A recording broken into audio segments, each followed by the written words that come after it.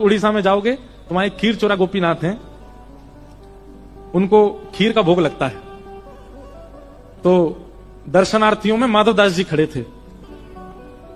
तो रात्रि में शयन के समय 11 मिट्टी के बर्तनों में खीर का भोग पधराया जाता ठाकुर जी को, और फिर भोग लगने के बाद जितने दर्शनार्थी होते हैं सब में बांटा जाता है। तो माधवदास जी एक वृंदावन के भक्त थे, जगन्नाथपुरी जा रहे थे, बीच में पड़े खीर चोरा गोपीनाथ। उनका पहला नाम गोपीनाथ ही था, खीर चोरा नहीं था, खीर चोरा बाद में पड़ा। तो माधवदास जी पीछे खड़े थे। तो इतनी खीर बट गई कि माधवदास जी तक पहुंचते पहुंचते खीर विश्राम हो गई, समाप्त हो गई, मिली नहीं उनको।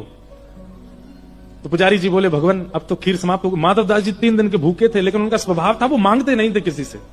बोले नहीं नहीं कोई बात नहीं, हम तो भजनानंदी हैं, आज रात रुकेंगे, कल फिर निकल जाएंगे जगन्नाथपुरी के लिए। पेड़ के नीचे जाके बैठ गए, भूखे प्यासे बेचारे, सोच रहे थे मन में, हे जगन्नाथ, वैसे तो आप जग के अन्न के नाथ कहे जाते हो, पर कैसे नाथ हो, हम तो भूखे हैं आपके यहाँ आके। इतने में ही ठाकुर जी ने पुजारी जी को स्वप्न दिया। बोले आज दर्शनार्थियों में एक मेरे वैष्णव को प्रसाद नहीं मिला।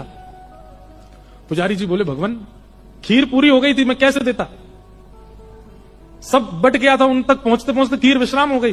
ठाकुर जी बोले, सुनो अभी मंदिर में आओ, एक खीर मेरे पास धरी है, वो ले जाके उनको दो।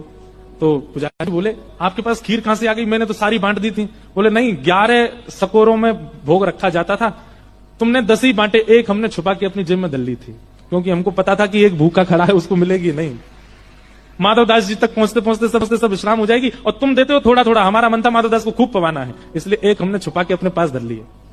तभी से पुजारी जी ने उनका नाम धर दिया खीर चोरा गोपीनाथ। आज भी विराजमान है, आज भी वहां खीर का भोग लगता है रात में। और ठाकुर जी ने वो खीर भिजवाई। अर्धरात्रि में पुजारी जी आए और माधवदास जी से आकर के बोले, भगवान प्रसाद पाओ। माधवदास जी बोले, इतनी आधी रात खीर तो बट गई, आप क्या दोबारा बना के लाए हो। बोले, अब लीला क्या बताऊं, खीर तो बट गई, पर आपके लिए ठाकुर जी ने छुपा करके रखी, चोरी करके धरी है, आपके लिए भेजी है, कृपा कर पाओ। आहा। दूसरे दिन माधवदास जी प्रांगण में गए, खीर चोरा गोपीनाथ करके नृत्य करने लगे। बोले, ये तो खीर चुराते, अपने भक्त के लिए चुरा के धर लेते हैं, हमारे लिए कुछ करते हैं ठाकुर जी, कुछ नहीं करते।